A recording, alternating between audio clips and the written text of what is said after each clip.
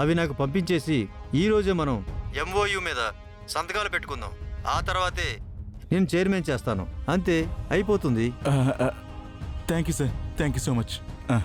పర్లేదు ఫణి, ఉంటాను.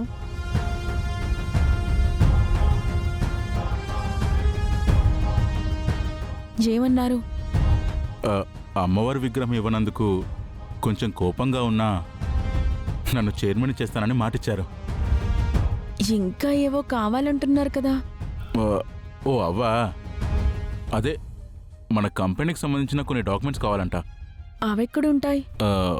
మా అన్నయ్య రూమ్లో ఉంటాయి. మరి మీ అన్నయ్య రూమ్లో ఉంటే అవి తీసుకొని రావడం ఎలా? మన సత్య ఉంది కదా, సత్య ద్వారా అవి తీసుకుందాం. మనం అవి ఆ చైర్మన్కి ఇచ్చేస్తే రేపు ఫ్యూచర్లో మన కంపెనీలకు నేను చైర్మన్ అవుతాను. సరే, అయితే పద వెళ్ళి సత్యాన్ని అడుగుదాం. సత్య సత్య,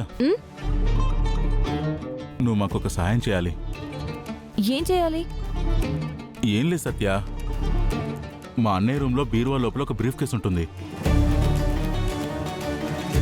ఆ బ్రీఫ్ కేసులో కంపెనీకి సంబంధించిన డాక్యుమెంట్స్, ఇన్వెస్టర్ల లిస్టు, బ్యాలెన్స్ షీట్స్ అన్నీ ఉంటాయి. అవి నాకు కావాలి. నువ్వు చెప్పింది ఒక్క ముక్క కూడా నాకు అర్థం కాలేదు.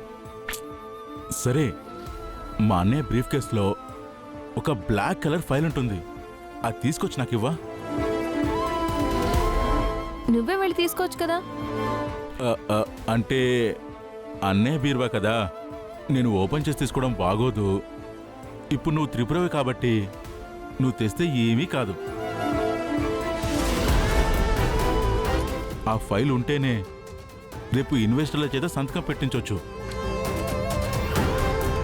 రేపు నువ్వు కూడా సంతకం పెట్టేస్తే నీకు ఇవ్వాల్సిన డబ్బులు కూడా అరేంజ్ చేసేస్తాం.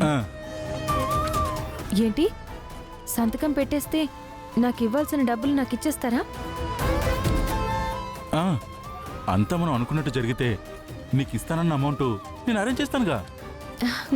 అలాగే ఫణి, నేను వెళ్ళి ఆ ఫైల్ తీసుకొస్తాను. ఆ ఫణిగాడి చేతికి ఏ ఫైల్స్ ఇవ్వకూడదు, అది చాలా ప్రమాదం.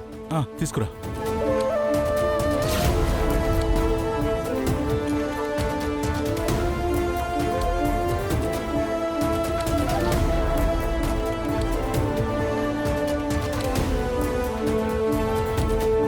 ఇదే అనుకుంటా ఆ ఫైల్. కృష్ణ, కళ్ళు కనపడట్లేదా? సత్య, నువ్వు ఇప్పుడు ఈ ఫైలు ఫణిగాడికి ఇవ్వద్దు. ఫణికిస్తే ఏమవుతుంది? ఏమవుతుందో నాకు తెలీదు, కానీ ఫణి బ్యాడ్ బాయ్. ఇంకొకసారి నువ్వు ఇలాంటి పనులు చేయకు. కృష్ణ, నువ్వు ఫణిని తప్పుగా అనుకుంటున్నావు.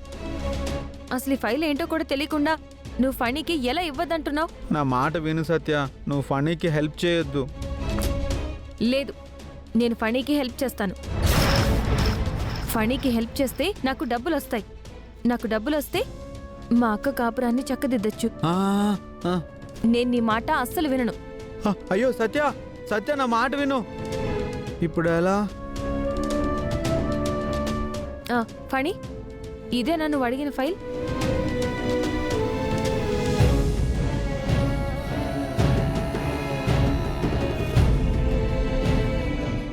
ఆ ఫైలేనా? ఈ ఫైలే, ఈ ఫైలే. చాలా థ్యాంక్స్ సత్య. ఏంటి కొత్తగా థ్యాంక్స్లు చెప్తున్నావు? నాకేమీ నీ థ్యాంక్స్లు అవసరం లేదు. సంతకాలు అయిపోగానే నాకు ఇస్తానన్న డబ్బులు ఇస్తే చాలు. సర్లే, ఇస్తానులే సత్య.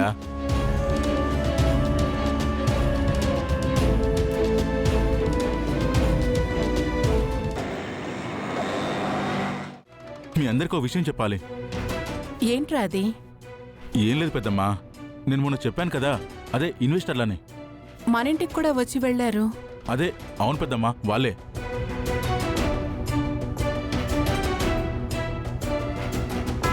అదే వాళ్ళతో ఈరోజు డబ్బు ఇన్వెస్ట్ చేయడానికి ఎంఓయూ చేసుకుంటూ అలాగే షేర్స్ ట్రాన్స్ఫర్ చేయడానికి మన ఫ్యామిలీ అందరూ సంతకాలు పెట్టాలి.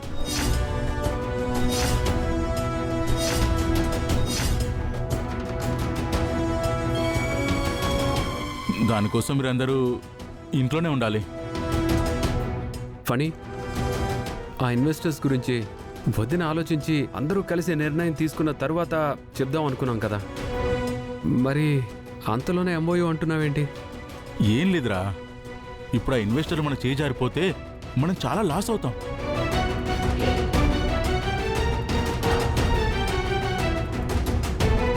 మన బిజినెస్లను కూడా అనుకున్న స్థాయిలో డెవలప్ చేయలేం. ఇలాంటి విషయాల్లో అక్క ఒక నిర్ణయం తీసుకుని ఆ నిర్ణయం చెప్పేసిన తర్వాత మళ్ళీ మీరు వెంటనే ఈ సంతకాలు చేయాలి, షేర్స్ ట్రాన్స్ఫర్ చేయాలి.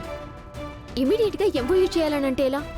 గాయత్రి, ఇప్పుడు అక్క కూడా ఇన్వెస్టర్లని ఓకే చేసింది.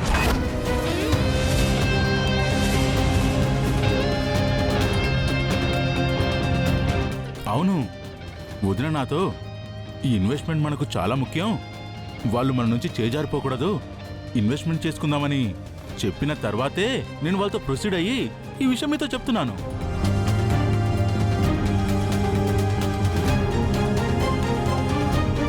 అక్క నువ్వేం మాట్లాడవేంటి? అవును, నేను చెప్పాను. మరి ఆ మొక్క చెప్పడానికి ఏంటమ్మా? ఇప్పుడు చెప్తున్నాను కదా మావయ్య. అత్తయ్య, ఈరోజు అందరూ సంతకాలు చేసేద్దాం.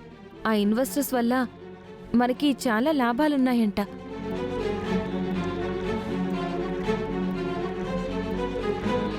అనంత్ గారు, గాయత్రి, మీరింకా ఆ ఇన్వెస్టర్స్ గురించి పెద్దగా ఆలోచించకండి.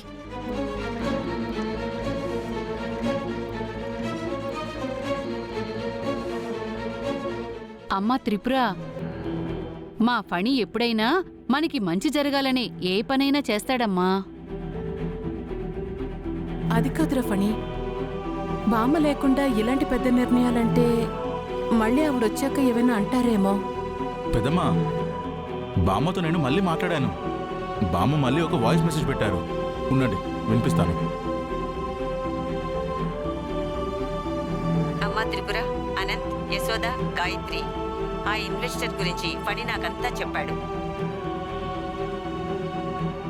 అవతల కంపెనీ కూడా చాలా మంచి కంపెనీ అని నాకు తెలిసింది. అలాంటి వాళ్ళొచ్చి మనతో టైఅప్ అవుతానంటే మనం ముందుకు వెళ్ళడమే మంచిది.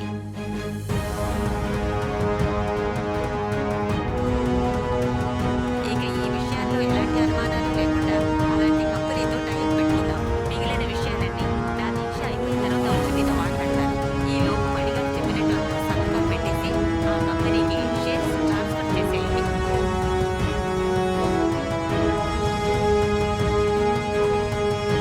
అబ్బా, మా అమ్మ దగ్గర నుంచి ఫుల్ గ్రీన్ సిగ్నల్ వచ్చేసింది.